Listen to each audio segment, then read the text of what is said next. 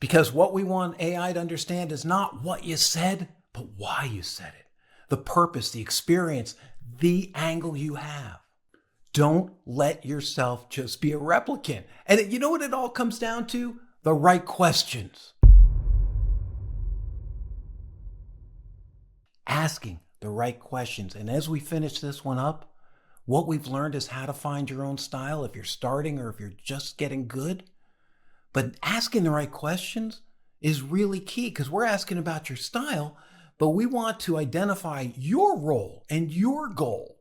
So often we're pushing this off to these, I'm a project manager writing a brief. No, I'm Declan Dunn. I'm CEO of the AI Optimist, and I'm sharing this with an employee at a meeting. Be specific. Now it knows you, give it context, let it understand what you're doing, and don't stray into assuming that there's some genius behind there that's going to spit out a great answer. That's playing roulette. I'm not talking about gambling. I'm talking about learning. Because while you're training AI, you should be training yourself, not only how to use AI, but what it can reveal to you that would have been really hard a few years ago to learn, that kind of personal style, things that are hard to ask people and hard to get feedback. And I still encourage you to do that, but also use AI to do that. That's what many miss. Start by establishing who you are and what you're trying to accomplish. Like, I'm a marketing consultant creating content for small business owners who are non-technical. This context helps AI understand the eyes it's looking through.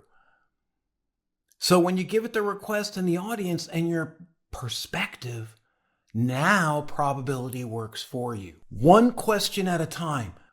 Instead of asking it to analyze your style, suggest improvements, and write something new all at once, break it into 3 separate asks. Example, what patterns do you notice in these samples of my communication? What do you notice? What are the patterns? Number 2, in a follow-up, based on that, how might I make my explanation of the topic more engaging while maintaining my natural style? Get some feedback, and these are just beginners. Create your own prompts because it's going to be custom to what you do, your style, your voice. Provide specific examples. Don't just tell AI about your style. Show it. Don't tell. Show. I have to tell AI to do this. To use metaphors, to visualize. Remember, quality over quantity, always. One well-chosen paragraph that shows your style is more effective than 10,000 pages of your work. So often I get writers and creative people layering on everything. It's impossible. Pick out your top articles, get them to know you, train it. If you have hundreds, 1 at a time or 2 or 3 at a time if they're in a category. But just consider the fact of what you're doing. It's a helper if you look at it that way. Or you can sit here and try to fight it. But I'm telling you, your brain beats AI. And the only difference between me and you on that is I really believe that. That is one of my belief codes.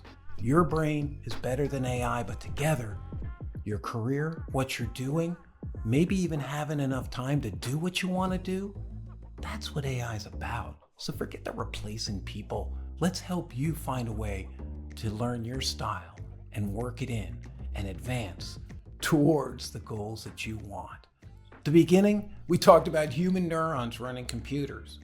Well, right now, you run AI when you work with it. If you don't put anything in the prompt box, nothing comes out. It sounds really obvious, right? But just like they're testing to put human neurons into computers, sure, that's way down the road. But what are they saying? The way we think, if we could put that into a computer, that's what I'm showing you to do here with AI. Your brain beats AI, and you want to get ChatGPT and the others to stop speaking in tongues? Take a little step and say, whoa, this isn't intelligence. Let's speak the same language. Let's communicate, and let's learn about each other. That's when this stuff is really, really good and fun. See you next time.